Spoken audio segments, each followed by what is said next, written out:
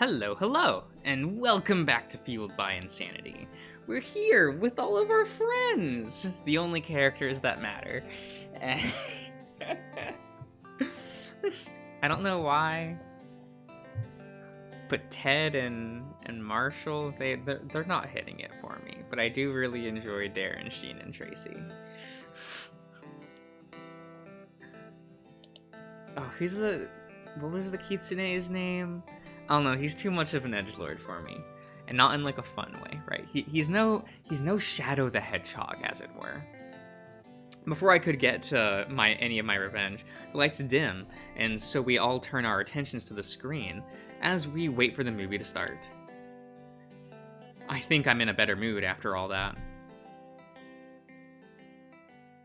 No, I wanted to see the movie! Oh, hey. Oh, hey, I recognize some of these.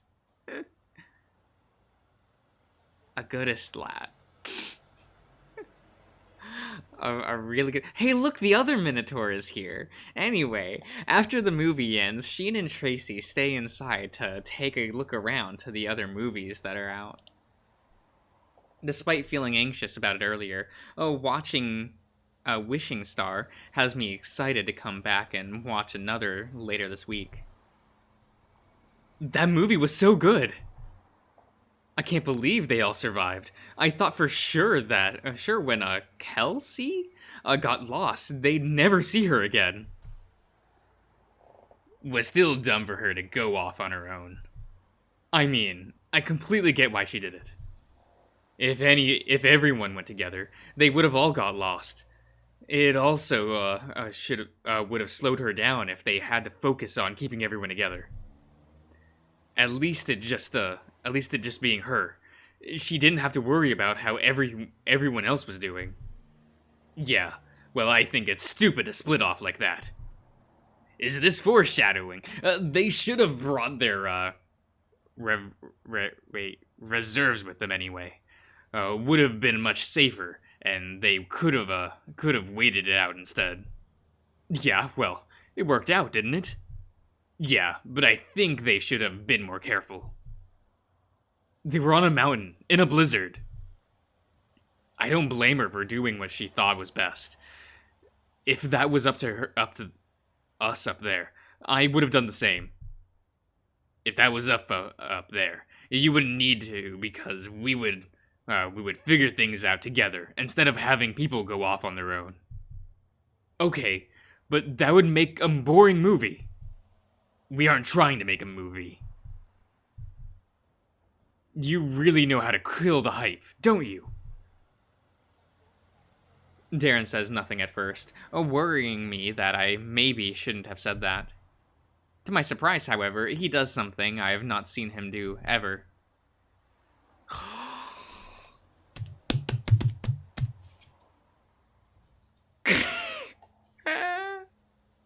He blip. Darren sticks his tongue out at me, and suddenly my train of thought goes completely out the window. What's wrong? Why'd you go quiet? I can't help but laugh at how goofy he looked with his tongue out. He's always so deadpan and hard to read, so seeing him act silly like this is a welcome surprise. I don't think I've ever seen you do that before. What, stick my tongue out? Yeah. Yeah, well, you caught me in a good mood today. So you did like the movie? Wait, I'm lost again. I'm looking at a porg. Where's my other porg? Oh wait, that's where they all are. Look, I have like 5 porg friends all on my couch. I love them. I love them dearly. It's one big little family. Here, I thought you didn't because of how you were talking about it. It wasn't bad. It's nice to get out from time to time. Can't remember the last time we've hung out together. What does that mean? We hung out in your room and played games a few days ago. Not what I mean. I mean getting out and about like this. I stay home too much, trying to break the habit. Come to think of it, he never has been someone to leave the house that much. Maybe this was a good experience for him. To be honest, I didn't want to come at first.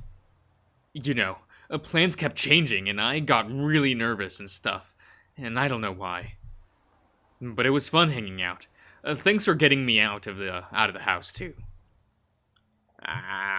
Okay.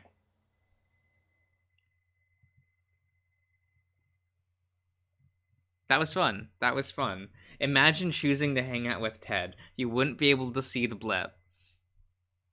After we get home, I head to my room, and needing some time to recharge after socializing. By the time night rolls around, I didn't feel tired enough to go to sleep. Even though today was fun, I couldn't take my mind off of the idea that I'm somehow doing things wrong. I'm doing things to myself to make myself happy. Oh god, I'm gonna... Yep. Small cough. Yes. I'm doing things to myself happy in the moment. Doing things to... Make! Make! There's a word there! Look, I found it! While trying to ignore that things could crumble down at any second. That's what I've always done, but it's never helped in the long run. Then again, Keijiru hasn't exactly told me what I should be doing, so maybe it's okay. It has to be better than shutting myself out again, right? I don't know what's right or wrong, because nobody will tell me. Then again, I guess nobody can if I don't communicate, but that would be a bad idea. I huff, frustrated that I can't get to sleep or even decide if I want to. Sleep means dream. Dream means Keijiru. Keijiru means dealing with old things I tried to forget. I used to love sleeping so that I didn't have to deal with reality. Now sleep is the one thing that forces me to face it. Everything okay? Oh right, Ted is a character. I feel like I'm gonna just not choose all of the Ted options and I'm gonna call him Tom or Tim again, right? Wasn't that funny? That was bad. That was bad.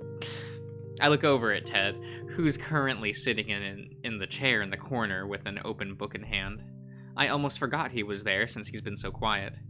Yeah, you're stuck in my own head right now. Anything you want to talk about? That I want to talk about? I guess. That I can talk about? No. Ted keeps his eyes fixed on me, I guess trying to work out what I mean. I worry that I may have said more than I should have, so try to change the topic. Topic. Back when my mom was around, I used to talk to her every night about how my day went. It was a way to organize my thoughts. She was always able to tell me if I was doing things right or wrong. I guess she was sort of my moral compass in a way. She always knew. I miss those nights. Ted puts a bookmark in his book before closing it and sets it on the shelf. I never did get close to my parents. They were there, sure, but they were always busy with work and stuff. We also never really saw eye to eye. Sorry to hear that. It's fine though, because I learned to decide things for myself. It didn't matter if they agreed, because they weren't me. But what if you ended up doing the wrong thing? What if people hate you because you did something they didn't want you to do? Then, too bad for them. As long as I do what I think is right. His eyes wander away from me as he trails off. You okay? Almost immediately, he goes back to his usual chipper smile. Oh, yeah. Sorry, my mind sort of started to wander there for a second. I think getting to hang out with your friends is starting to make me nostalgic. But it's because I'm happy where I am now. Well, you should be, 'cause I'm here. I earn a laugh from Ted in response to my sudden outward positivity. You're a goofball. Of course. I stretch out along the bed and yawn, feeling much more relaxed than I was earlier. Ted yawned as well, and then walked over. Do you mind scooting over so I can lay down too? Yes. Yes? You mind? I'm comfy. I don't want to move. Okay, but where am I supposed to sleep then? Yes. I giggle at my own shenanigans, feeling silly all of a sudden. Maybe it's because I'm tired, but Ted is fun to mess with. Yes, what? Yes, you can sleep. Ted's eyes shift from me to the rest of the bed that I'm taking up, but then back to me. Fine, I'll just sleep in the chair then, meanie. Oh, come on, you're no fun. I'll scoot over for you. I slide over, making room for Ted. As fun as it would be to mess with him more, maybe it should wait for another day when he isn't so tired. Of course, the second I give in, Ted springs back into his happy self. So, that works. Maybe I should call you mean more often. I'm kidding. I glare at Ted as he gets to the bed, hoping he'll notice. Having a good time at the movies earlier have put me in a happy, silly mood. Once Ted's comfortably in bed, he rolls over to face me, and that's when he notices. You okay? Did I do something wrong? I continue to hold my stare, curious what he'll do if I continue, but I end up laughing partway through instead. I suck at this. Suck at what?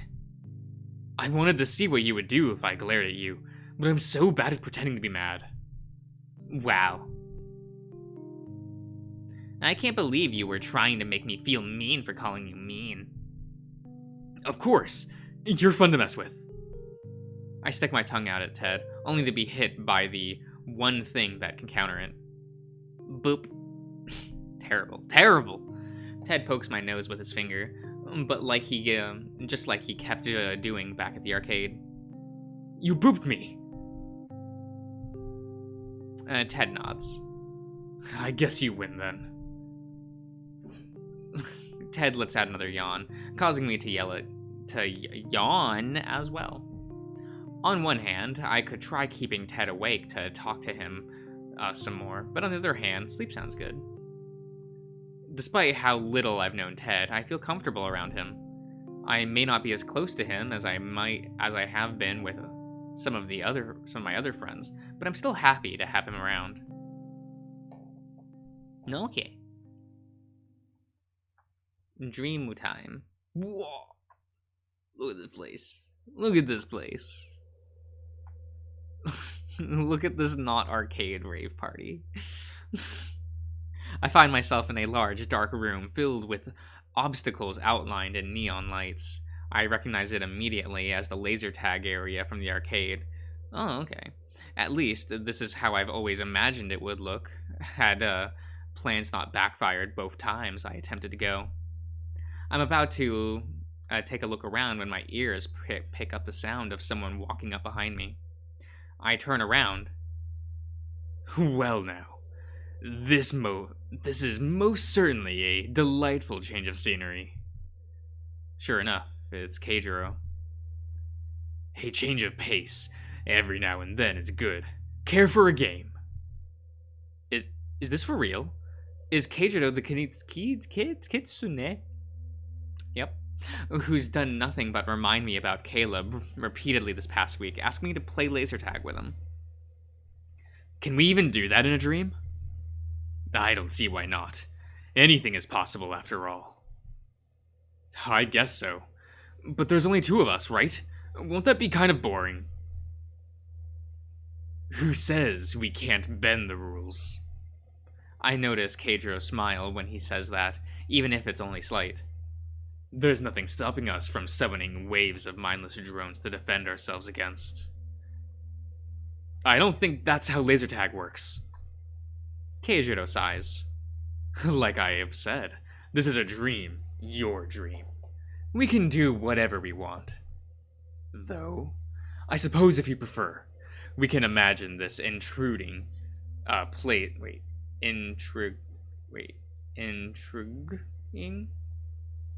intriguing, right? A place your mind conjured and stand around and chat instead. Hey now. I didn't say I didn't want to play your version of laser tag. I just didn't expect you to want to do something like that. Think of it as an exercise in teamwork. An exercise in teamwork, huh? Are you sure that that's not just an excuse for you to get around, to play around? Keijudo lets out a quiet laugh, is seemingly amused by what I said. Perhaps. For now, I'll set us up. Keijudo walks behind one of the walls, out of sight for a second, only to come back holding a pair of 2 laser pistols. Keijudo hands one to me. I, being the person I am, immediately move my gun in a small circle while holding my finger down on the trigger, because playing with lasers is fun. I consider aiming it at Keijudo for a second, and so I do. You do realize we're on the same team, right? I know, but I'm having fun. Keijudo sighs, and I decide to stop for now. Thank you. So, how is this gonna work? Like this. With a snap of Keijudo's fingers, music begins to play through the speakers above as strange, shadowy figures begin to spawn all around the area, standing still for a second before slowly making their way toward us. I get the feeling the snap was unnecessary and was just for show. What are those? Think of them like AI. They're the same concept as any other person you would normally see in a dream. That is to say, their behavior is controlled by your subconscious. Right after he finishes his explanation, one of the creatures jumps at me from behind a wall, catching me by surprise. Right before I reach him, a laser hits it, disintegrating it instantly. I feel embarrassed that I had to get saved by Keijudo from only the first enemy in this wave. There's nothing to be scared of. Try using your gun next time. Right. This time, I spot one of the creatures running up from behind Keijudo. So I squeeze my finger on the trigger to fire the laser at it. Unfortunately, there's one tiny problem. It won't fire! My scream alerts Keijudo to turn and shoot himself, just narrowly getting it in time. Why isn't my gun working? Keijudo grins, his expression looking a bit more cocky and easy to read this time. Perhaps if you didn't waste your ammo on pointing your laser at me earlier, you would have enough to deal with these. Ammo? For a laser gun? Seriously? You didn't think it was going to be that easy, did you? Of course you had to make some stupid rule like that. Follow me. I'll take you to the refill point. Before I can do much of I get much of a chance to react, Keijudo sprints off towards a section of the room that's illuminated by a faint red glow. I try my best to follow, but wind up getting cut off by one of the shadowy creatures. A little help here! I scream out, hoping Keijudo will hear, and sure enough, a laser passes through the creature as it disintegrates. Now that the creature is out of the way, I see Keijudo beckoning me to follow. On the other side of his pistol, I notice a fuel gauge, now displaying as empty. Thankfully, the refill point isn't that far, so we're able to get there with relative ease. Once there, we find a pair of spinning red glowing canisters that look like ammo packs you find in a video game. Upon touching them, they disappear, causing our guns to become fully charged again. Having fun yet? Please tell me these things will last for more than 3 shots this time. Of course. Oh, thank goodness. I was worried at first that we wouldn't get a chance to catch our breath before running for the next one. Oh, we'll still have to do that. These only last for 4 shots. They what? You asked if they give more than 3 shots, and they do. As much as I want to strangle you right now, somehow I feel like this was my fault for not expecting this. Keijiro lets out a quick laugh, smiling briefly as he does. It's almost an uncanny sight to see. Up until now, I've only ever seen him look serious. The moment passes us, and wait, all too quick, as if he's back to trying to hide the fact that he may have some genuine emotions. It's like he wants to enjoy himself, but doesn't want to realize that he is. Okay, I will end the part here for the day, so I will see you around, everyone.